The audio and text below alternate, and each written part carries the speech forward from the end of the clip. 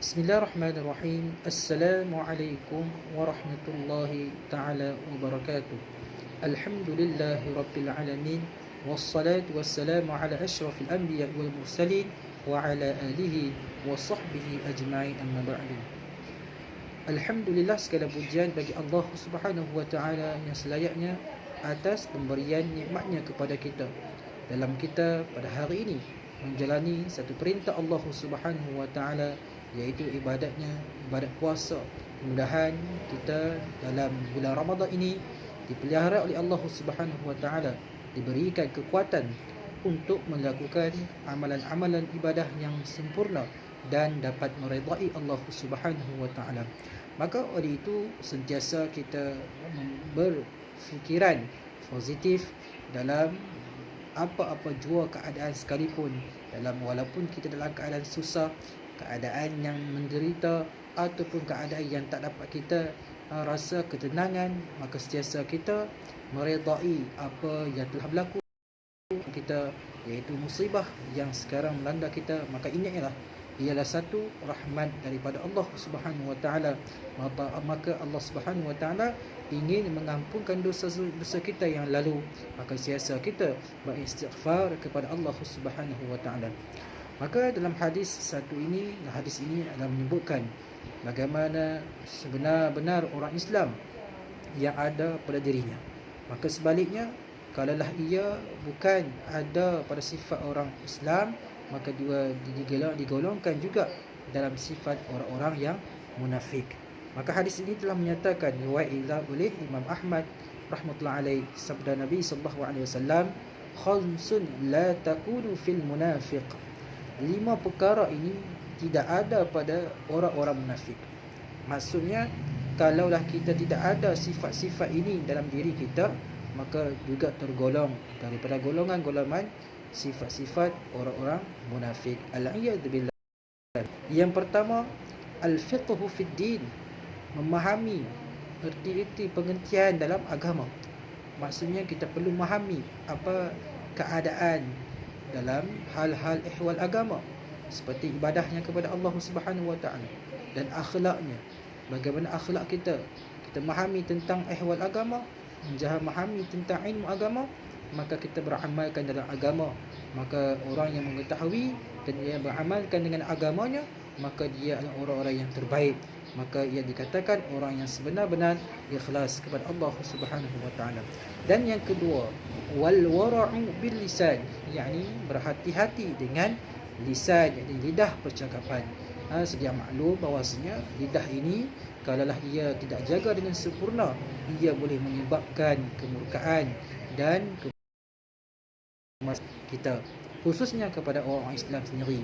Dan juga diajar Nabi sallallahu alaihi wasallam bahawasanya tidak boleh juga mencaci, mengherdik sebagainya kepada orang-orang bukan Islam. Yang kedua adalah saran Nabi sallallahu alaihi wasallam, kerana Nabi menunjukkan akhlak yang baik kepada orang-orang yang bukan Islam.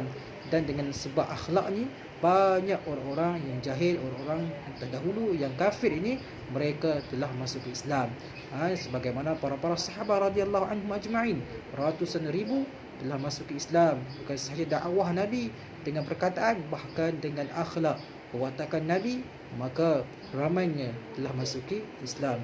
Dan yang ketiga, watabassumu fil wajhi, maka dalam hati kita dan diri kita sentiasa menjadi kita melihat orang melihat kita dalam ketenangan, seperti kita sentiasa senyum walaupun sikit, tetapi menunjukkan satu sifat akhlak yang baik, lagi-lagi pada orang Islam, supaya orang pun tenang melihat kita, rasa sejuk melihat kita dengan kita sentiasa senyum. Dan juga senyum itu adalah satu sedekah, senyum pun ada sedekah. Walaupun kita tidak banyak duit, tidak berharta, tetapi dengan senyuman itulah satu sedekah untuk manfaat kepada diri kita juga, insya-Allah. Dan yang keempat, wan nuru fil qalbi, perlunya orang Islam ni ada cahaya dalam hatinya. Maka cahaya lawannya adalah kegelapan, zulmat. maka perkara-perkara yang bertentangan dengan agama, perkara-perkara haram, ia juga termasuk perkara yang zulumat, mendatangkan kegelapan hati, maka perlu kita hindarkan. Masukkan cahaya-cahaya amal-amal ibadah seperti zikrullah, hati akan tenang.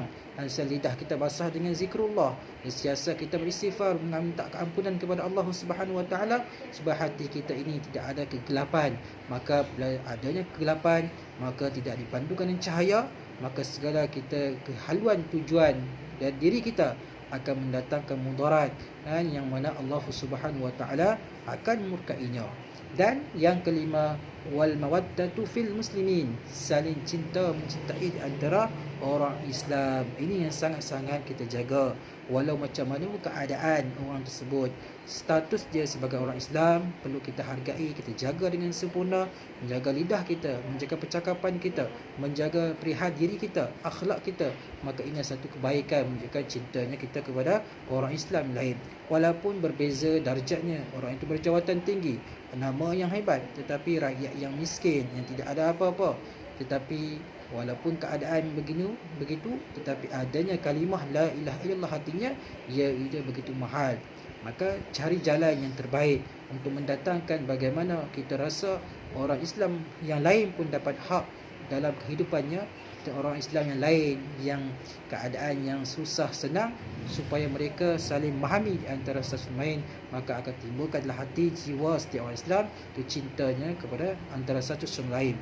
Dan sentiasalah kita menjaga lidah kita, kerana sebut dalam sebuah hadis menyatakan, wa idza tasabbat ummati saqatas min ainillah, apabila umat aku ini saling mencaci di antara satu sama lain, orang Islam yang lain, maka akan gugurlah pandangan rahmat Allah Subhanahu Wa Taala. Dan mudah-mudahan apa yang sampaikan ini memberikan manfaat kepada diri saya sendiri dan juga kepada tuan-tuan dan puan-puan. Aku qauli hadza wa astaghfirullahal azim li wa lakum wa lisa'il muslimina wal muslimat wal mu'minina fastaghfiruh innahu wal ghafurur rahim.